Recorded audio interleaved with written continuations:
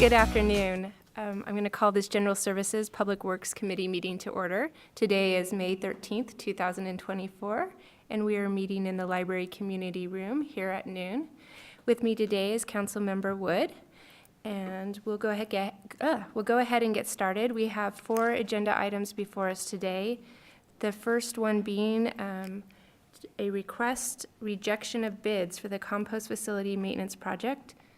And Mike Becker, I do not see Mike here. Is someone filling in for Mike?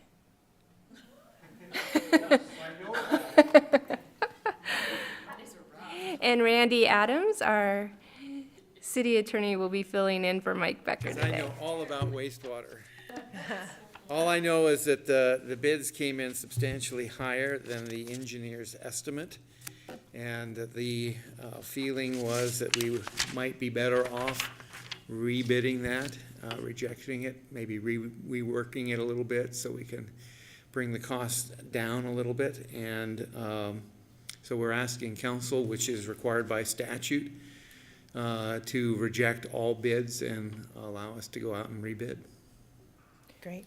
Thank you, Randy. I don't have any questions. I mean, we're always looking for a lower cost, so. Madam Chair, I would make a motion to recommend council reject all bids for the 2024 compost facility maintenance project and allow the wastewater department to rebid the project next winter. I'll second the motion. Any further comment? I just have one question quickly, Randy.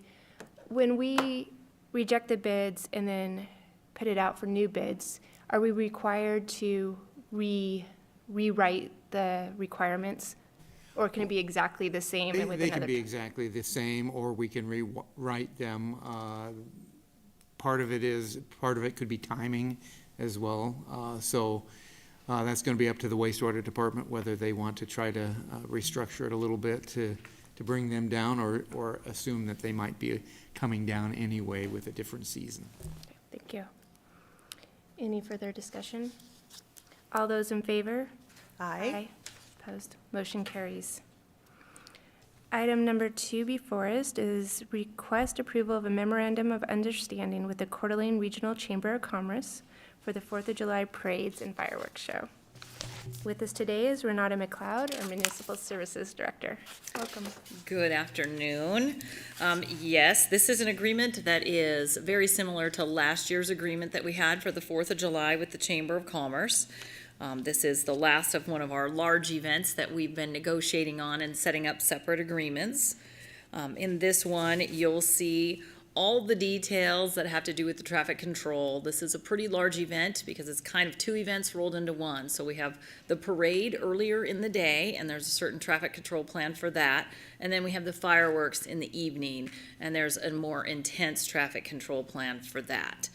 So we've worked with the chamber the same way we did with the Downtown Association, trained up volunteers, and did the best we can to try and lower costs for everyone for the event. But as you know, those after-hour traffic control things are pretty important, so that part's going to have to be contracted out, and the chamber will pay those expenses. So you'll see in the staff report, I've reflected the city costs for 2022. Finance had a little glitch in their system, and we weren't able to run last year's numbers yet, but I can get those prior to the council meeting. But you can see what we do is basically take the overtime costs. We don't have a pay code to be specific for just the event, and it's spread out throughout the whole day, so it's kind of all hands on deck all day. So our costs are really just a rough estimate. They could ebb and flow from that. And then you have some of the chamber's costs in there for that same year was about $64,000 in expenses, or $73,000, sorry, excuse me. So we're trying to balance the field and make these community events still happen. I have representatives from the Chamber of Commerce here if you have any questions specifically for them. We'd like to make one amendment to the agreement before it goes to council to request that it be for a 2-year period of time, so we don't have to bring back this same thing again next year. So I would request that you consider that, and I stand for any questions. Madam Chair? Well, I love our work with the chamber. They're very important to us in this community. If we do a 2-year, my only question is, some of these wages will change a little bit. Will that be can we have a little sentence in here that's slightly adjusted? So what we did for the Downtown Association one is we built in a 5% increase in that second year. I see. Okay. And then just one question, not so much with this agreement, but if I could ask Linda a question about the parade. Absolutely. Linda, so many people ask us throughout the year about how you manage the parade. Some things that are just not allowable. I know you have really good policy, and you're welcome to speak to that. Maybe you should, if you don't mind, speak to policy a little bit that the chamber has about the actual parade, so people can understand what's allowed and what isn't. Sure, Councilman Wood. This is Brianna Francis, and she is on my staff, and she is our parade director this year. So I'd love to allow her the opportunity to talk about our policies that we have for parade entries. Sure. Hi, good afternoon. Like Linda said, my name's Brianna, and I'm the parade director for this year. For policies, last year we did have some issues, so there's always going to be issues, but we try to address them by putting them into our parade application. So signage, certain flags, things like that are in our rules and regulations. And so when they sign that contract, they are agreeing to those rules and regulations. That's fantastic. And then just one thing further, council loves to be in the parade. We enjoy that. But unfortunately, our lineup, we are right in front of the sheriff's department, and they're so loud with their sirens and loudspeakers. They're welcome to come to Coeur d'Alene, but we couldn't even communicate. We could do nothing. I know Amy couldn't even use her little cart. She couldn't talk with anybody.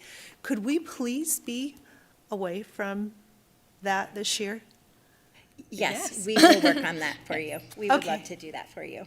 Okay, thank you. If I may, one thing I wanted to add to, Brianna mentioned that we have very much deeper clarity on what those rules are in terms of signage and also flags. And because they sign it, that's something that we have basically their signature, and we are reminding them of that when they check in for their entry that day to step off into the lineup. We are increasing our number of parade route monitors, and so part of their training this year will be to go through those rules and regulations. And if they see somebody who maybe followed the rules at the beginning, but then brought different signage up halfway through, then we have a plan for how to escort them off of the parade route. Great, good for you. That's great. Madam Chair, I don't have any questions. If you'll entertain a motion from me. First. Okay. I motion to recommend that council approve the memorandum of understanding with the Coeur d'Alene Regional Chamber of Commerce for the 4th of July Parade and Fireworks Show. Should we add for 2024 and 2025? Thank you, yes. Second. Any further discussion? I just want to add thank you for all of your work towards a parade. I know there's a lot of things to be considered and a lot of things to manage, and you guys do a wonderful job, and it really is a huge benefit to the community, so thank you for all you do. Thanks for your support. All those in favor? Aye. Aye. Opposed? Motion carries. Moving on to item number 3, welcome Mike Becker. I feel like I get to be teacher and call out the tardy student. And I'd be remiss if I didn't do it, so. All right, moving on to item number 3, we have a request for approval of a memorandum of understanding with Kootenai County for Idaho Regional Optical Network, otherwise known as IRN, high-speed fiber. And with us again is Renata McLeod. Hello, I get to pop around on all sorts of different subject matters in my role here at the city. So this one, the county approached us a little while ago, specifically their 911 center staff, about bringing in this iron fiber. So there's a couple routes they might possibly take, but they want to utilize some of the additional fiber pairing that we have in our lines that we're not using. So we do have some fiber line over near the skateboard park. You can kind of look over here at the corner of Hubbard and Northwest Boulevard, and they might again be tying in a little bit to our fiber down here on Garden Avenue. But again, those routes aren't quite done yet, but really what the benefit is of this agreement is we have a fiber line over near the skateboard park, but we haven't identified all the pairs of lines that are in that fiber. So they're gonna hire a company to come in and do that audit and pay for it. And it's something that we were needing to do anyway, so it's mutually beneficial that they're gonna do that work for us and identify those in exchange for some room on our fiber there. This is, again, for public safety, so I talked with our police department, and they think that would be mutually beneficial as well. That would be part of their joint agreements with the county, that if anything ever were to come up and they needed to hop on that line, they'd be able to do that. So this agreement really is just to allow safe passage and identify what fiber lines are available. If in their routing they want to come into more of our conduit or fiber lines, we'd be coming back for a more detailed agreement at that time. And I will stand for questions. I got my IT staff here if somebody needs to talk to him about anything specifically. Any questions? Madam Chair, once again, this is an item that makes perfect sense. There's no financial impact, and it's a great partnership with the county. So with that, I would move to recommend that council approve the memorandum of understanding with Kootenai County for the Idaho Regional Optical Network, IRON, high-speed fiber. Second. Any further discussion? All those in favor? Aye. Motion carries. And our final item today is a request for approval of the contract with Veritas for a generator upgrade at Fire Station 1. And we have Lucas Pichette here, Fire Department Deputy Chief. Welcome, Lucas. Good afternoon, council. So as you said, we're just looking for contract approval with Veritas for the Station 1 generator upgrade. It was agreed, the agreement was back in January. It's taken us some time to kind of work through some details, but none of the dollar amounts have changed. So out of pocket for city was $16,050.80. The rest is covered by grant money, and this will upgrade the generator, upgrade some electrical to go along with the generator, and some minor demo and construction.